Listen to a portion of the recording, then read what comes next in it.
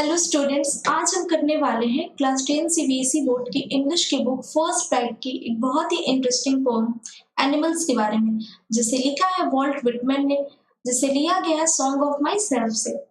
इस पोएम में basically poet ने बहुत ही अच्छे से ह्यूमन बींग्स और एनिमल्स के डिफरेंसेस को बताया है और उन्होंने सपोर्ट किया है एनिमल्स को। वो एनिमल्स की तरह जीना चाहते हैं, वो एनिमल्स के साथ जीना चाहते हैं, क्योंकि उन्हें लगता है कि हम ह्यूमन बींग से ज़्यादा अच्छा लाइफ एनिमल्स जीते हैं।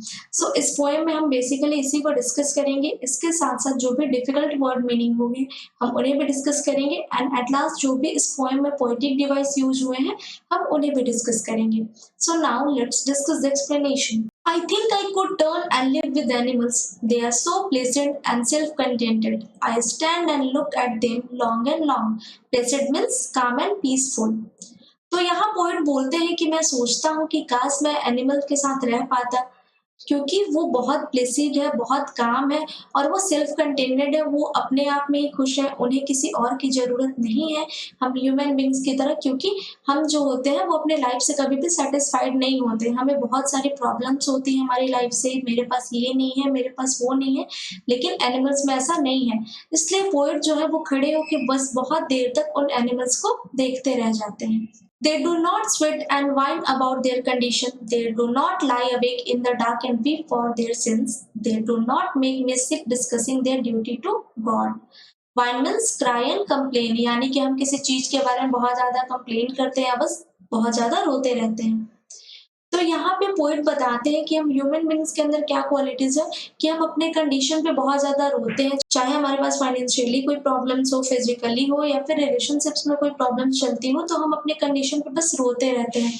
अगर हमसे कोई भी सिंस हो जाता है, कोई भी पाप हो जाता है, तो उसके वजह से हम रात के अंधेरे में जग के रोते रहते हैं डर के मारे, या फिर जो भी हमारी ड्यूटी होती है गॉड के टुवर्ड्स, यानी कि जो भी हमारी ऑब्लिगेशंस होती है हम उन्हें डिस्कस करते रहते हैं और लोगों को बीमार बनाते रहते हैं। यानी कि पोएट भी उससे परेशान होते हैं अगर लोग कुछ भगवान के लिए करते हैं और वो पोएट से डिस्कस करते हैं, तो इसकी वजह से पोएट भी परेशान होते हैं। और ये सब क्वालिटीज जो है वो अच्छी क्वालिटीज नहीं है जो कि हम ह्यूमन बींग्स में है और एनिमल्स में नहीं है। इसी वजह से जो पोएट है वो हम इंसान से ज्यादा एनिमल्स को पसंद करते हैं। Not one is dissatisfied, animals जो है उनमें ऐसा कोई नहीं है जो कि सेटिस्फाइड नहीं हो। Not one is demented with the mania of owning things, जैसे कि हम ह्यूमन बींग्स की आदत होती है किसी भी चीज को ओन करने का, पागलपन हो जाता हमारे अंदर, हम उस चीज के लिए क्रेजी हो जाते हैं कि हमें वो चीज चाहिए ही है, लेकिन एनिमल्स के अंदर ऐसी क्वालिटी नहीं होती। Not one kneels to another, nor to his kind that lived thousands of years ago. और जैसे कि हम अपने घुटनों के बल बैठ के हम किसी के सामने झुक जाते हैं, चाहे वो कितना भी हमारा एंसेस्टर हो, चाहे वो कोई भी हो, लेकिन हम अपने लालच के लिए किसी के सामने झुक जाते हैं, लेकिन एनिमल्स जो है वो ऐसे नहीं होते हैं।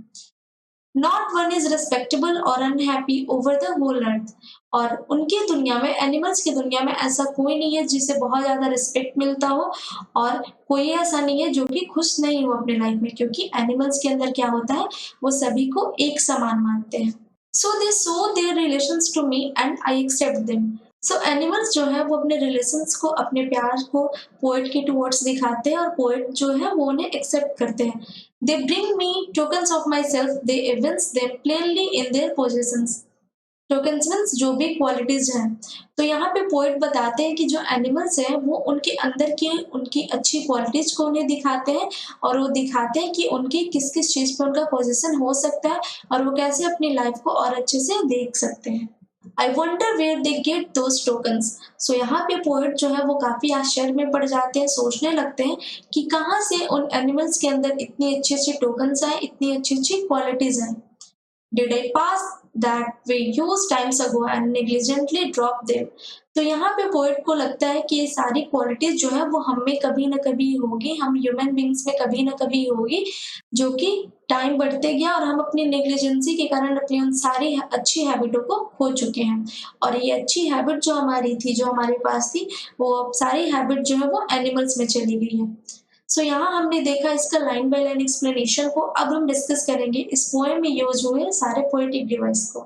सो इस पोएम में किसी भी राइमिंग स्कीम का यूज नहीं हुआ है। ये पोएम जो है वो फ्री वर्स पोएम है।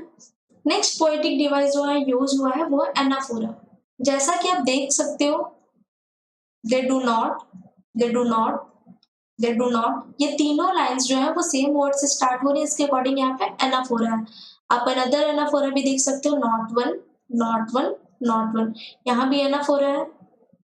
नेक्स्ट पोएटिक डिवाइस जो है यूज हुआ है वो एलिट्रेशन, क्योंकि आप यहाँ देख सकते हो मेक मी, ये दोनों वर्ड्स जो है वो एम साउंड कर रहे हैं, और आप यहाँ भी देख सकते हो वंडर वेयर में भी ये दोनों वर्ड जो है वो डब्ल्यू साउंड कर रही है। सो इसके अकॉर्डिंग यहाँ पे क्या है, एलिट्रेशन। नेक्स्ट पोएटिक डिवाइस जो है यूज हुआ है वो है रेपिटेशन, क्योंकि in line third long and long ये वर्ड्स जो है वो रिपीट हो रहे हैं। So this is all about the poem. I'm hoping that you will understand it. So till then keep learning and keep studying. Thank you.